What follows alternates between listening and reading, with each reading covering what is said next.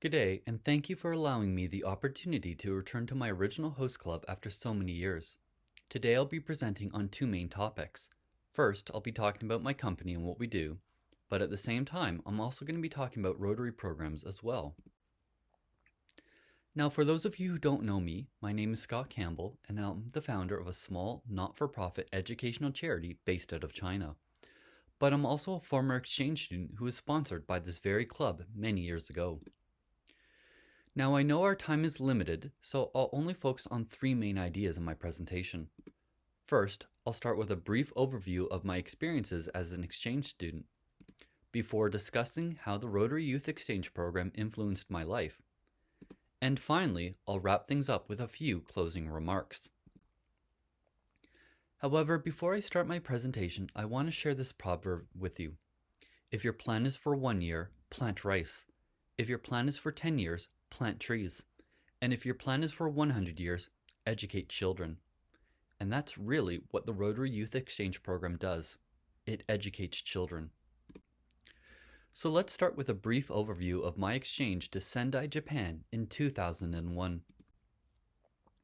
From the very start, I had my heart set on Japan, but this decision wasn't as random as you might think it was.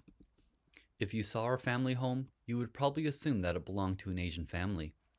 But it all started with a small music box that my grandfather got in Japan for my mother after the Second World War. And my dad has always loved Japanese gardens as well.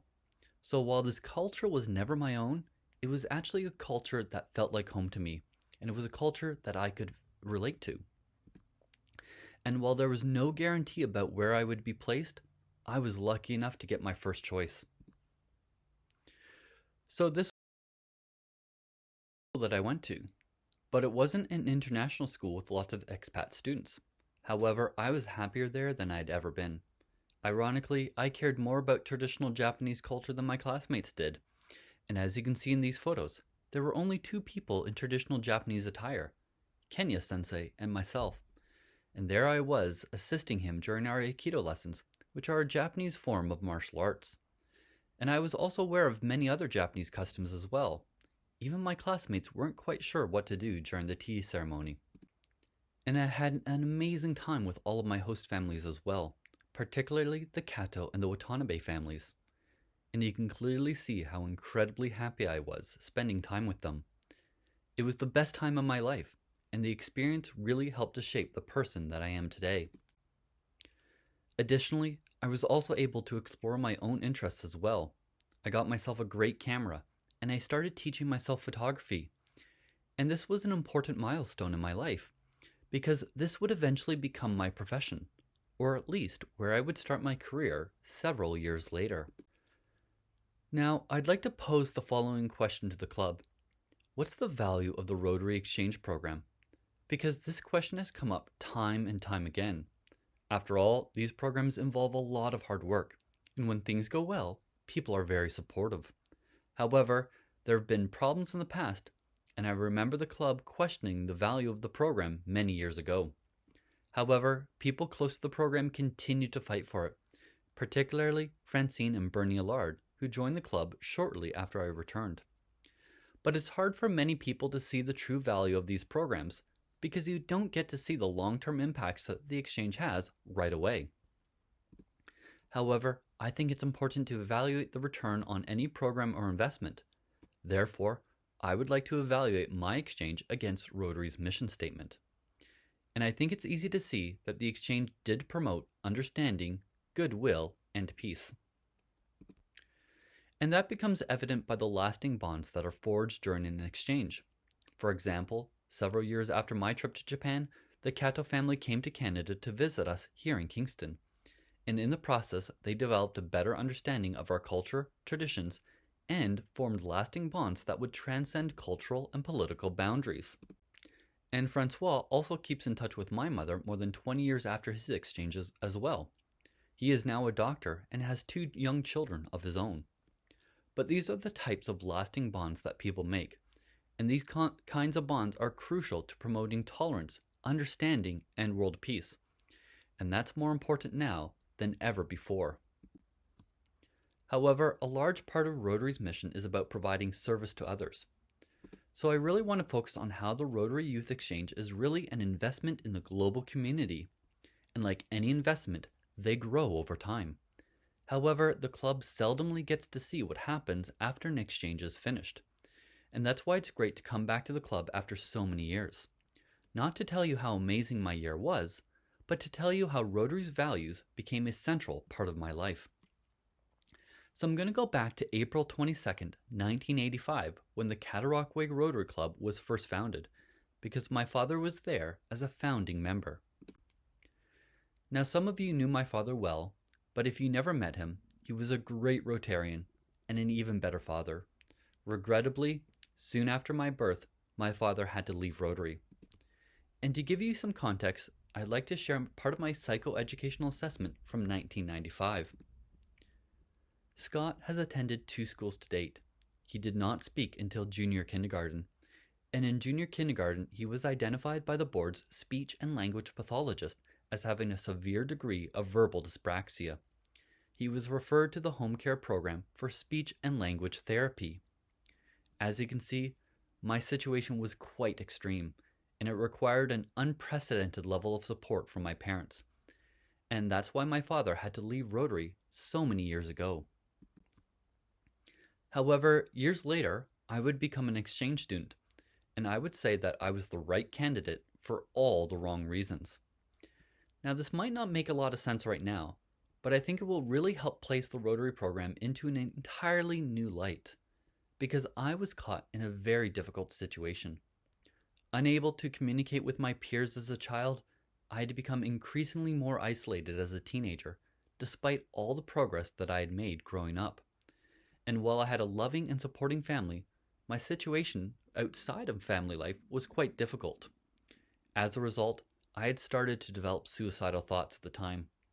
Therefore, I really needed to be able to hit the reset button, to start fresh, not as someone with a serious learning disability, but as the young man that I had become. And while I was once a misfit, isolated and alone, my exchange had given me an opportunity to be embraced for who I really was. And through Rotary, I was finally able to become part of a community. And my exchange was defined by the volunteer work that I would do with my host families in the local communities. For example, this was my first teaching experience, well before I would eventually go on to become a teacher many, many years later. And I still have the projects that these students made, even after so many years have passed. Later that year, I was invited to be a chaperone for a ski trip with the Mason English Academy that I'd been volunteering at every week. And I continued to be involved in different activities throughout the year. Therefore, my exchange was more than just the best year of my life. In every way possible, it saved my life, and it gave me a way to end my isolation, to become part of a community. Therefore, when I returned to Canada, my father and I started coming to every Rotary meeting. And while I had once dragged my father away from the Rotary Club, years later, I would become the reason that he would return. We helped out with things like bingo, the auto show, and the talent shows, just to name a few. And all the while, I grew as a photographer, donating my services to the club, while also learning how to become a successful entrepreneur. But when you look back at these photos, you don't just see a club. You see a community, or better yet, you see a family. And that's really what Rotary is, a loving and supporting family. Now after that, I went off to college and I started my professional career, and that brought me far away from the Rotary Club for many, many years. But soon after getting married, my wife and I started a program for low-income students. It wasn't much, but we really enjoyed it. And we ran this program for several years until COVID-19 changed the world forever. Now, I had a unique experience though, because I actually got stranded in Canada at the time, and my story made international headlines as I fought to return to China at a time when everyone else was trying to escape. And while the pandemic may have ended our little educational program, it gave me an opportunity to use my knowledge and talents in a way that I was uniquely qualified for. And on October 10th, 2020, I launched Sino Exchange, a not-for-profit educational charity. And with an entirely virtual platform, I could keep costs down while reaching more people than I ever could with a traditional program. And one of the programs that I developed was called the Forging Rigorous Interdisciplinary STEM Transformations by Supporting Teacher Education Programs. Now that's quite a mouthful, but I just like to refer to it as the First Step Initiative. And this program quickly grew in unexpected ways. Originally, I was developing bilingual programs to support students and teachers in rural and underprivileged communities across China. However, I started having hundreds of participants joining from all over the world, specifically the Middle East and Northern Africa. Therefore, I started hosting multiple in-service programs in Chinese as well as Arabic. Soon afterwards, I was invited to the Suzhou Technology Exhibition, where I got to talk about the work that I was doing in the community. And while my underlying talents were always in STEM education, my life experiences had uniquely prepared me for something else entirely. In 2022, I was asked to become the keynote speaker at the Senya Spring Conference in Beijing on special education. I now present alongside industry experts from around the world on a regular basis on topics ranging from STEM education, special educational needs, as well as literacy. But unlike most literacy experts, I understand the challenges that many students face. I can relate to struggling students in ways that other educators can't. But this year will be a big step for me because I've quit a well-paying job to focus solely on educational philanthropy. So in keeping with my mission of providing free educational programs and resources to rural and underprivileged communities, my wife and I have permanently relocated to her hometown of Anhui, Shenzhen. I'll also be developing and running several outreach programs in the city of Yingtan in Jiangxi province as well.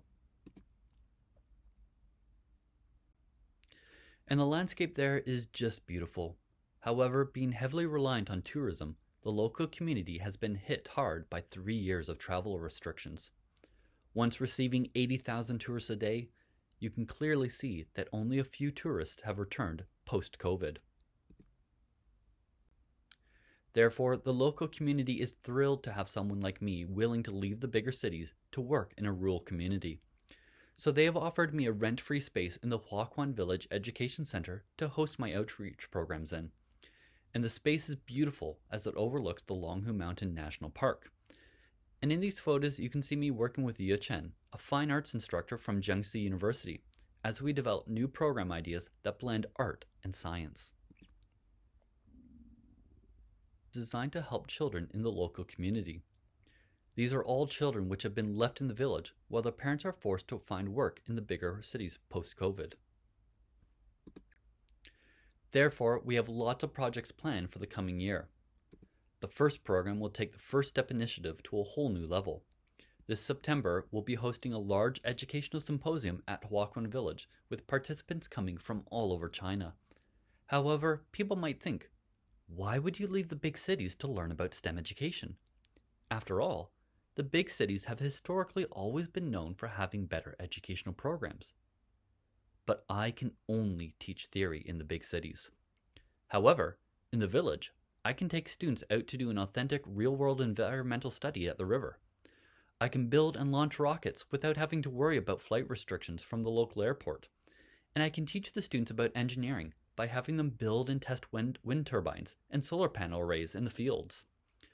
But this is something that I could never do in a packed urban area. But it will take some convincing to change people's perceptions. Therefore, our benefactors have offered to pay for train tickets, hotels, foods, and to cover the costs of the symposium so that we can get people coming back to this little county. And this should have a huge long-term impact for the entire community. Not only will it establish our STEM outreach programs as a premier destination for teacher training programs, it will also allow academic leaders from all over the country to experience what this little community has to offer. The second program that we're developing is a community business support program where we're developing 4 different English training programs that are targeted to help different business sectors in the local community. Next, during this program, I'll also be trying to recruit local business owners to form the first ever Rotary Club in the central part of China. By leading by example, I hope to demonstrate the value of community service, partnership, and collaboration.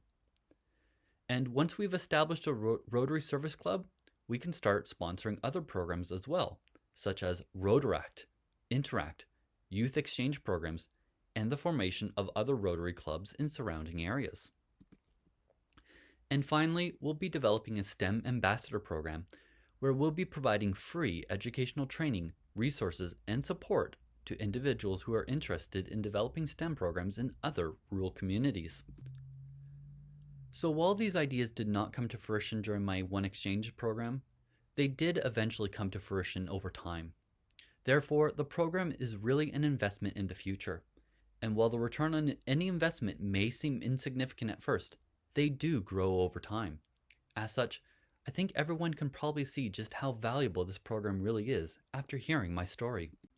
But before I conclude for today, I want to return to my opening slide. While Doug, Joe, and Wally, all of your predecessors, once endorsed my exchange, they had to have faith in the long-term impact that their decisions would have. And upon returning, I met many new inductees, people like Bill Gray, John Farrell, Heather Campbell, and Francine Allard. They were all young and energetic new Rotarians at the time, and I quickly grew to admire them. They will become the ones who will get to witness their predecessors' successes. But it will still be another generation before we see the true impact of what I go on to do. And I am just one of many stories. Therefore, the Youth Exchange is a multi-generational investment in the future, and we must have faith in it. Because we may not get to see the benefits of our actions in our own lifetime, but we can take comfort in the fact that we have left the world a better place for our children. And with that, I would like to say thank you for everything that you've done and for everything that you're still yet to do.